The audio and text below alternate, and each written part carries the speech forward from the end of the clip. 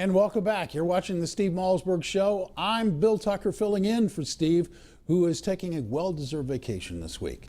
Now, before we welcome in our political panel, as many of you know, Donald Trump went down to Mexico today, and he's visiting with Mexican President Enrique Peña Nieto. Our producer, Michelle Lapata, hit the city streets here in New York to get reaction to this visit and to what the New Yorkers thought maybe about him going down and who would secure our borders better. Well, I think it's a good idea. After what he said that wasn't very well received by the public, I think the least they could do is really try to make amends. For him, it's a great idea. For the Mexican president, it's not a very good idea. Donald Trump don't even know where the border is. All it is just a ploy for him to go over there just to get Hispanic and Latino votes. I think that it'll be a positive step. I think he has a lot to offer, and we need help. Whatever he does, the press kills him. Maybe he'll get Montezuma's revenge. Donald Trump would absolutely be better than Hillary to secure the borders. By far, Donald. Please. Trump. I think it should be good because my dad told me he's very smart, and my dad is voting for Trump, so maybe I should vote for Trump too.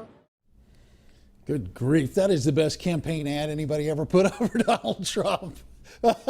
Let's welcome in Brad Hirschfield. He is president of CLAL and author of You Don't Have to Be Wrong for Me to Be Right, and Seton Motley, founder of the Less Government at lessgovernment.org, a man after my own heart, if there ever was one. Brad, Seton, thanks for being here and welcome.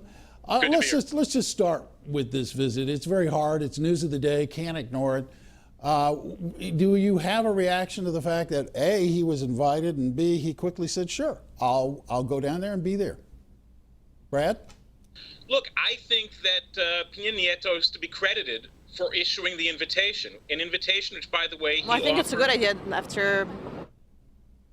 an invitation which he offered to both Hillary and to Trump. I think it's the right thing for him to do. I think he's actually rising above some of the rather ugly things he said about Donald Trump, comparing him to Hitler and Mussolini. Right. Whatever one thinks about him, I think those are pretty grotesque things to say. People have to watch their words. I think that Trump accepting the invitation is taking a big gamble, frankly. He needs to look remarkably presidential and statesmanlike in ways that he typically doesn't.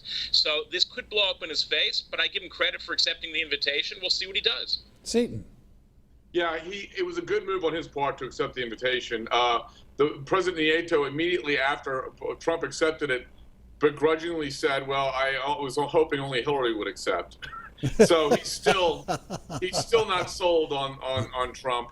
I doubt he ever will be. Look, what Trump said when on his announcement day about illegal immigration was completely misrepresented by the media. He didn't say every single Mexican's a rapist and every single... If he actually accused the Mexicans of what he was accused of accusing them of, they wouldn't have time to do all these crimes because they'd all be doing all these crimes. So this is a very good move on his part. And of course, the idea is good. The execution is usually the problem. The execution has to be good. And he didn't respond to Nieto saying he regretted Trump accepting the invitation, which was a good move. And he needs to continue to behave in that fashion and look, again, this is all about Trump looking presidential, and this is a huge opportunity to do that. Well, you know, part of my reaction to it is that I think we in this social media age put way too much premium on whether you like me or not. And frankly, to be a good statesman doesn't have any requirement that you like me or I like you. Being a statesman is recognizing that you do have some things in common and you do have some things you disagree with. And maybe it'd be a good idea if you aren't going to be my new best friend, we at least sit down at a table and say, here, let's put it on the table and let's talk about it. Brad? I think that's exactly right. I think that's why the Mexican president is to be credited. I think that's why this is likely to blow up in Trump's face, even though he does deserve credit for accepting it, because he has a track record of conflating affirmation and pragmatic result getting. Statesmanship is actually tested not when you're with your friends. It's tested when you're with those who could go either way, and you never confuse personal and business. About this, the great teacher in my mind is still Don Corleone when he looks at his kids and tells them, that is business, it's not personal. And the truth of the matter is that's not simply good advice from a mythic mafioso. It's an important thing for anyone who expects to lead any organization and certainly any country. And it turns out that Donald Trump has had a very hard time managing that. Well, Seton, you were nodding your head enthusiastically. I'll give you I'll give you the chance to respond. You got to go first. I immediately went to the Godfather analogy as well. In Godfather 2, when they're in Cuba, because I didn't make any inquiries, because I knew it wasn't personal, it was business. Yes, this is statesmanship, statecraft look, the world is full of nasty, brutish, and short. It has always been that way, it always will be that way. You don't have to be friends with everyone you sit down with. We do business with a lot of terrible regimes because within the confines of that relationship, we've carved out a mutually beneficial coexistence. Look, part of the reason we're in so much trouble right now internationally is because we keep going into countries that have no affiliation with our way of life whatsoever and trying to make them 51st states. Well, that's not what we should be doing. We should be working with these countries within the confines of how does us working together benefit you and benefit me? Exactly. And we're not going to dictate terms on how you run your country internally. Look, I don't know why everybody's festering and fostering this animosity between Putin. I think Putin can be a real ally. And not because he's a nice person, not because he didn't kill journalists, because he did, but because within the confines of the world geopolitical situation, we probably are going to end up having to choose sides between Russia, China, and ourselves. And I'd much rather have Russia on our side than China's. I want to move on. We could keep talking about this for a while. And I will tell you, as a reporter, I met Trump on a couple of occasions. My impression was he really didn't care what I thought of him. And I suspect he's not nearly as sensitive as a lot of people would make him out to be. One can hope. Something's happening in this presidential campaign, and I do want to talk about it because this is, I think, bizarre. We have a lot of people very eager to talk about the health of the candidates. Now, I can understand you being concerned or raising the issue, but we have doctors now parading out on various news networks talking about, oh, I think they should do this, and I think they should release their weight, and I think that.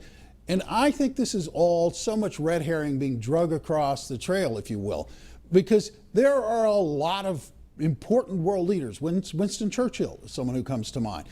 Franklin Delano Roosevelt, whether you liked his politics or not, is somebody that comes to mind. We would have missed out on some really important leaders in the world if we were as focused then as we are now about this particular issue.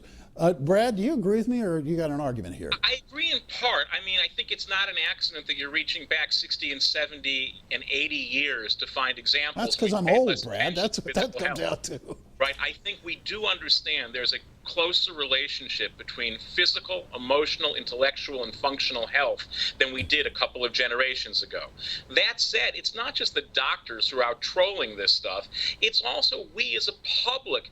Because we can know more, we want to know ever more. We never really stop to ask, does knowing more about those details actually make us smarter voters? Does it position us to make better choices? So I think as much as we can talk about we get over-obsessed with the detail or get particularly angry at the doctors, the networks for trolling them out there, we have to stop, take ourselves in hand and ask, what do we actually believe is necessary to exercise great leadership? And the truth of the matter is right now, all of the attention on physical health comes down to finding bad news about the person you don't like and good news about the person you do.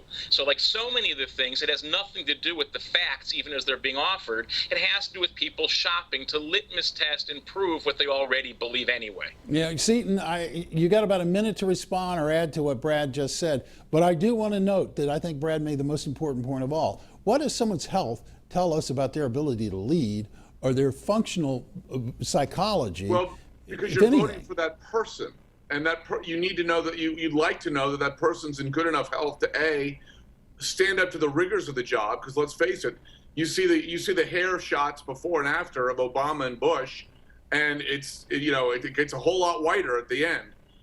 It's a very rigorous job. I think I agree with him as a general rule that we try to seek as much information about everything, but I think this is one of the areas where it's legitimate to try to find out more information. And I would point out very quickly, for someone who spent so much time emailing about yoga, she certainly needs a lot of help getting into cars and upstairs.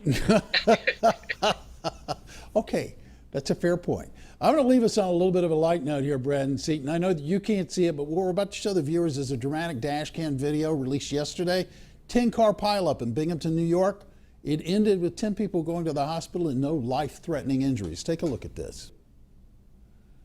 All right, what you're looking at is dash cam video. This is upstate in Binghamton, New York. It leaves me speechless. I don't know what to say. That is excitement and horrified all at the same time. 10 people sent to the hospital. They were checked out and released. None of them, if you can believe it, had any life-threatening injuries. All right, thank you, Seton. Thank you, Brad. Up next, more of the Steve Malzberg Show. Don't go anywhere.